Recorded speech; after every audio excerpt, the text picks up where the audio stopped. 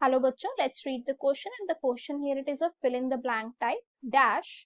Tissues are of three types, dash, dash and dash. Cells of dash are living cells without intercellular spaces, and these provide mechanical support. Cells of dash are generally isodimetric, form major component of a plant organs, and cells of dash possesses lignified cell walls and are usually dead.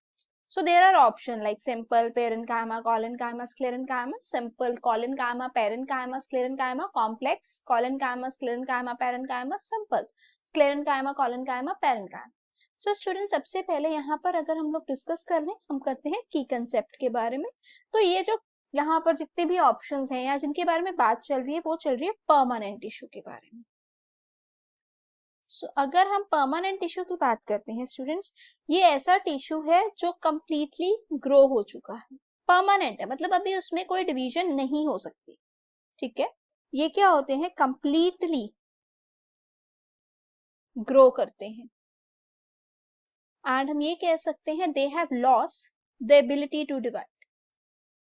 They could loss here the ability to divide.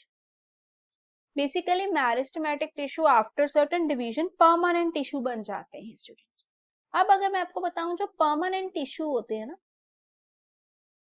वो दो type के होते हैं. The one it could be here simple permanent tissue, और जो दूसरी type होती है स्टूडेंट्स वो होती है complex permanent tissue.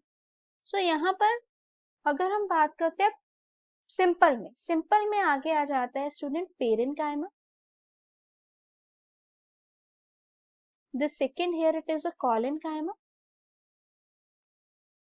and the third here it could be the sclerenchyma. Whereas complex में भी दो टाइप्स आती हैं, the one it could be xylem and the other it could be phloem. So यहाँ पर मैं आपके साथ, क्योंकि ऑप्शंस में हमारे पास पेरेन्काइमा, कॉलेनकाइमा, स्क्लेरेन्काइमा है, तो इसको डिस्कस करते हैं. पेरेन्काइमा में अगर मैं बात करूं तो यहाँ पर जो सेल होते हैं वो ओवल शेप के होते हैं या राउंड शेप के होते हैं, और ये हेमी सेलुलोज या फिर हम कह सकते हैं सेलुलोज से मिलके बनती है. ठीक है, ये थिन वॉल्ड होती हैं.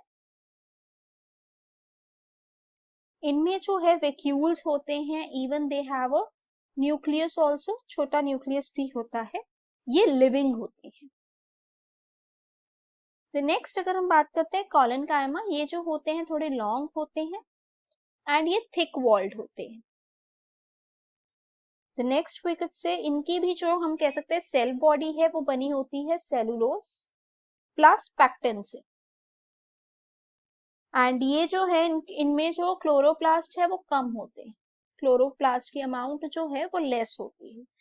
एंड इनमें जो है इंटरसेलुलर स्पेसेस नहीं होती, नो इंटरसेलुलर स्पेसेस. एंड ये भी क्या होते हैं, लिविंग होते हैं. Next sclerenchyma. जो स्क्लेरेन्काइमा होते हैं ना, ये बहुत हार्ड होते हैं, रिजिड होते हैं. ठीक है, इनकी जो है वॉल है, इनकी अगर मैं बात करूं, जो वॉल होती है वो थिक वॉल होती है. ओके, ये भी मैकेनिकल प्रोवाइड करते हैं सपोर्ट. एंड ये डेड होते हैं, ये डेड होते हैं बिकॉज ऑफ द लिग्निफाइड.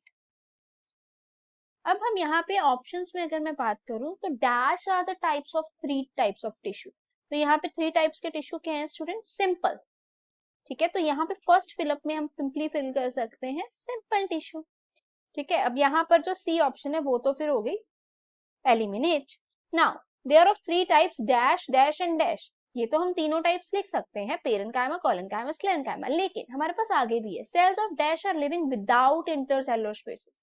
अब यहाँ पर no intercellular spaces but living कौन है, कॉलेनकाइमा. तो यहाँ पर सेकेंड में आएगा students collenchyma. The next is dash are generally isodiametric. Isodiametric मतलब होता है ओवल राउंडेड शेप.